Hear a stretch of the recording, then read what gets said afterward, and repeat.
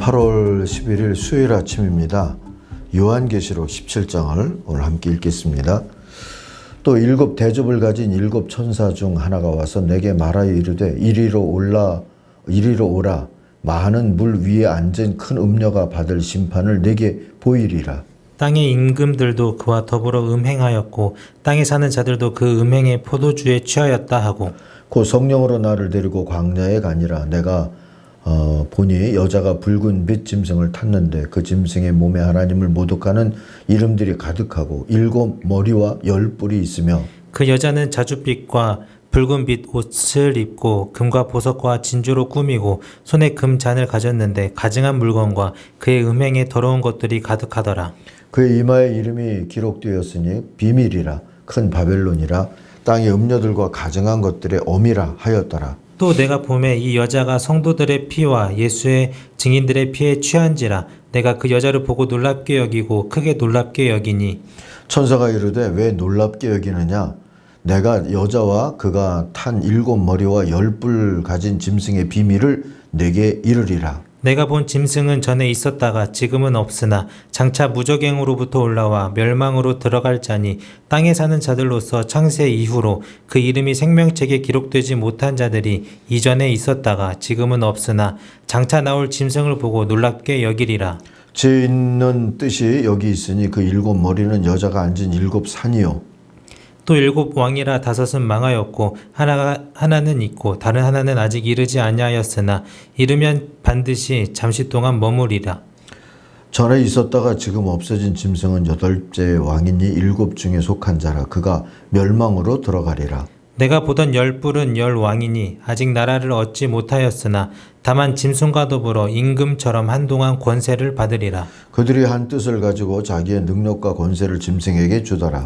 그들이 어린 양과 더불어 싸우려니와 어린 양은 만주의 주시오 만왕의 왕이심으로 그들을 이기실 터이요 또 그와 함께 있는 자들 곧 부르심을 받고 택하심을 받은 진실한 자들도 이기리로다.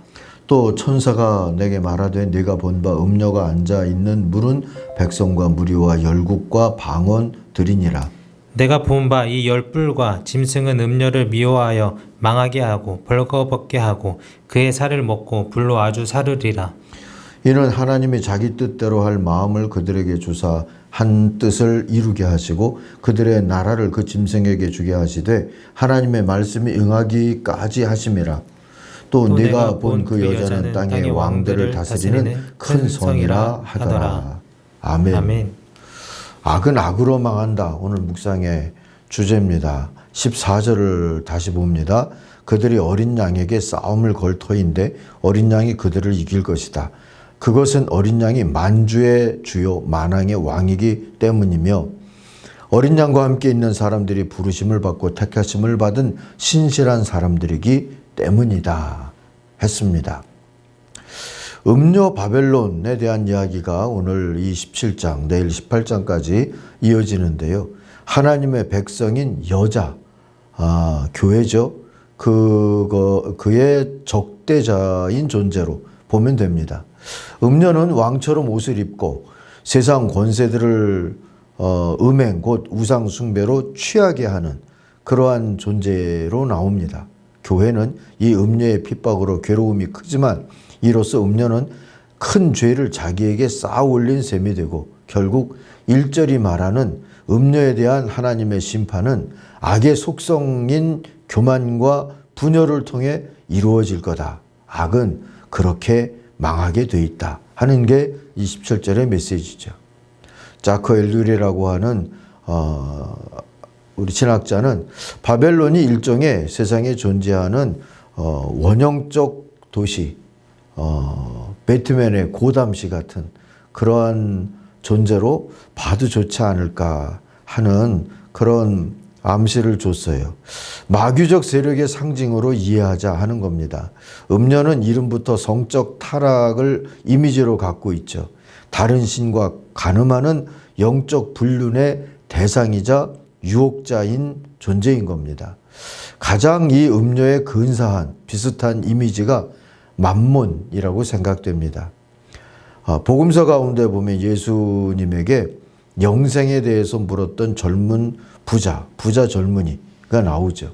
우리 주님이 가진 소유를 다 팔아서 가난한 사람들에게 주고 넌 날 따르라 하셨어요. 그가 근심하면서 돌아갔다. 부자기 때문에 그랬다 하고 성경은 전합니다. 불륜 상대인 만몬을 놓을 수 없었던 거죠. 영생을 추구하지만 또 그거를 바라보고 사는 것 같지만 그러나 만몬의 손은 놓고 싶지 않은 그런 모습을 보죠. 마가는 주님이 그를 보시고 사랑하셨다. 사랑하사. 마가복음 10장 21절에 그렇게 표현했어요. 그렇게 전합니다. 예수님이 그 젊은 부자를 만문에 덫에서 구하길 간절히 원하셨다는 뜻이지 않겠습니까? 그러니 그를 붙잡고 있던 만몬이 예수님은 얼마나 미웠을까요? 그러니 그 유혹의 주체고 불륜의 대상인 음녀 바벨론을 심판하시는 것은 우리 주님께는 공의로운 일이다. 이렇게 봐야 하는 겁니다. 음녀는 짐승 위에 앉아있다 그랬어요. 짐승은 권세와 능력의 상징인 완전수 7머리, 또 완성수 10개 뿔을 갖고 있다. 이렇게 표현이 됩니다. 거기다가 자줏빛, 붉은빛 옷을 입고 금은 보석과 진주로 치장했어요. 이 고대 문명에서는 부의 상징인 색깔과 보석들입니다. 그리고 금으로 된 손에 금잔을 가지고 있어요.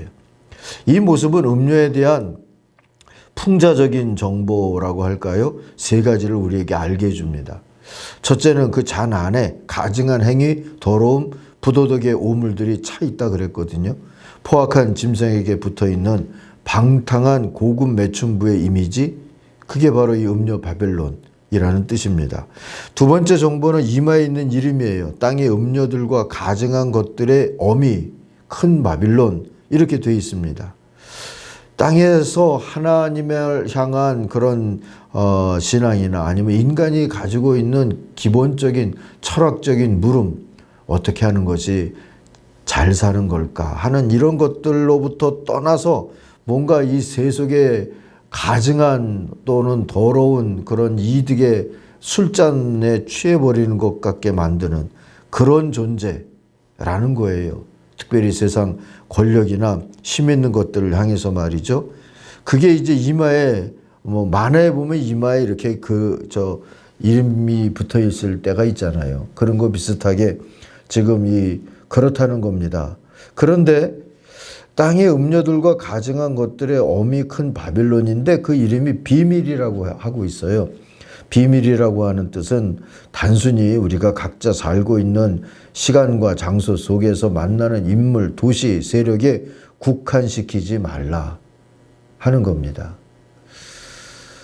또 세 번째는 6절에서 보는 것처럼 그 여자는 성도 곧 예수의 증인들의 피에 취해 있다 그랬는데 신앙을 찾는 사람들을 여럿 괴롭히고 죽였다 하는 뜻이잖아요. 역사 속에 드러난 순교자뿐 아니라 만몬의 세력과의 싸움에서 고난당하고 이용당하고 속임수 끝에 희생된 이들도 많다는 걸 기억할 필요가 있겠죠. 이 배우가 다 이 음녀 바벨론이라는 겁니다. 천사는 이런 음녀 바벨론의 모습에 놀라는 요한에게 음녀에 대한 비밀을 계속 말해주는데요. 7절 이하가 그 내용인데 비밀이라고 한 것처럼 비밀스러워요. 근데 여러분 비밀은 비밀로 둬야 하는 겁니다. 이 계시록의 처음 독자들에게는 10뿔이나 7산 등이 로마를 생각하게 했을 거예요. 로마시는 7개 산 위에 있다 이렇게 돼 있거든요. 그러나 우리는 그 상징성을 생각해야지 각자의 시대와 상황에서 누군가에게 또는 무언가에게 특정하는 것은 이 음녀 바벨론을 말이죠. 거기다가 특정해서 붙여서 이해하는 것은 성경을 읽는 중요한 규칙을 어기는 일이 될 수 있으니까 조심해야 합니다. 전체 복음으로 계시록을 봐야지 계시록 그중에 특정 해석을 몇 가지 정당화시키기 위해서 성경 전체를 꿰어 맞추는 그런 오류는 안 된다 하는 뜻으로 드리는 말씀입니다. 그러니 몇째 뿔이냐 몇 번 열왕은 누구냐 뭐 이런 것 같은 것들을 특정하려고 노력하는 그런 것은 안 하는 게 좋을 것 같고요. 그런 노력에서 벗어난다면 7절 이하에서 몇 가지 중요한 묘사를 우리가 파악할 수가 있을 것 같아요. 한 100가지 얘기할 수가 있는데, 첫째는 왕과 권세들은 다 누군가로부터 권위를 받는다고 말씀해 보면 나옵니다. 특히 악한 세력에게 왕도 권세들도 다 받아요. 그런데 이 세력의 목적은 짐승에게 권위를 주어서 인간을 하나님으로부터 멀어지게 만드는 겁니다. 그래서 영적 싸움이 또 필요한 거고요. 두 번째로 모든 왕들, 짐승들, 뿔들 또는 어떤 세력도 결국엔 아무것도 성취하지 못하는 걸로 오늘 말씀에 나오죠. 어린 양과의 최후의 전투에서 패하고 정복되고 말 거라는 겁니다. 어린 양은 만왕의 왕이고 만주의 주기 때문입니다. 세 번째, 놀라운 건 그 주님 곁에, 만왕의 왕이시고 만주의 주이신 주님 곁에 우리가 등장해요. 우리가 거기 있다고 가르쳐 주죠. 이 두 번째, 세 번째 정보를 알려주는 요절이 14절이라고 볼 수가 있는데요. 그들이 어린 양에게 싸움을 걸 터인데 어린 양이 그들을 이길 것이다. 그것은 어린 양이 만주의 주요 만왕의 왕이기 때문이며, 어린 양과 함께 있는 사람들이 부르심을 받고 택하심을 받은 신실한 사람들이기 때문이다 했잖아요.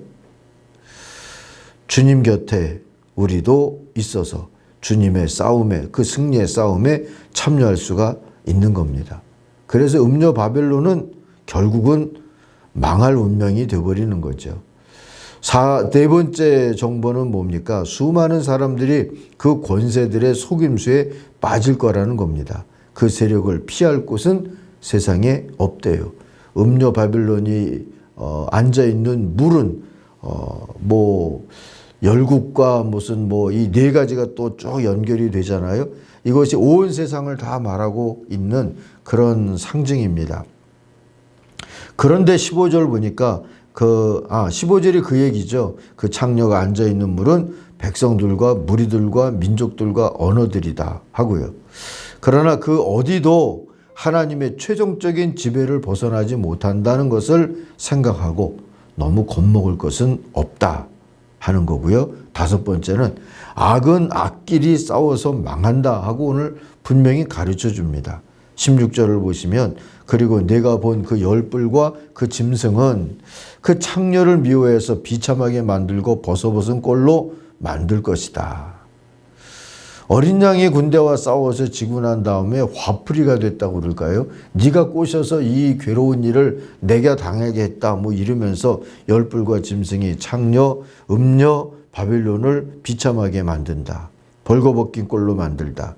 그리고 그들은 그 창녀의 살을 삼키고 그 여자를 불에 태울 것이다. 그리고 있어요. 권력의 눈먼 자들을 한번 보세요. 늘 서로 이용하고 조종하고 또 착취하다가 결국은 망하게 하고 망하고 이러잖아요. 마귀에 속한 권세와 그에 취한 무리들이 보여주는 일관된 특징이 바로 이런 거죠. 근데 오히려 이렇게 되어서 주님의 공의를 이루게 되는 겁니다. 그래서 하나님이 작정하신 음녀의 멸망이, 음녀가 권력을 준 그런 짐승들에게 오히려 공격을 받으면서 함께 무너진다. 이렇게 이해할 수 있죠. 자, 심판을 하나님의 심판이 공의롭다고 우리도 찬송할 믿음을 가지고 감사도 하고, 그러니 안심도 하고 또 싸우기도 하겠다 하고 다짐도 하면서 그만한 믿음을 주십시오. 우리가 기도하는 것이 마땅하지 싶습니다. 기도하시면서 음녀하고의 불륜의 관계를 끊어버리고 오직 어린 양의 군대로 기뻐하고 주님 곁에서 함께 왕노릇하기를 소망하며 살아가시는 하나님의 백성들이 되기를 바랍니다. 기도하겠습니다. 하나님 아버지, 악의 유혹이 날마다 있는 세상에서 삽니다. 주님, 거기 유혹받고 빠지지 아니하도록 지켜주시옵소서. 참과 의에 대해서 신실할 수 있도록 주님이 우리를 인도해 주시옵소서. 모든 걸 주님께 맡기오며 예수님의 이름으로 기도하옵나이다. 아멘. 하늘에 계신 우리 아버지, 아버지의 이름을 거룩하게 하시며 아버지의 나라가 오게 하시며 아버지의 뜻이 하늘에서와 같이 땅에서도 이루어지게 하소서. 오늘 우리에게 일용할 양식을 주시고 우리가 우리에게 잘못한 사람을 용서하여 준 것 같이 우리 죄를 용서하여 주시고 우리를 시험에 빠지지 않게 하시고 악에서 구하소서. 나라와 권능과 영광이 영원히 아버지의 것입니다. 아멘.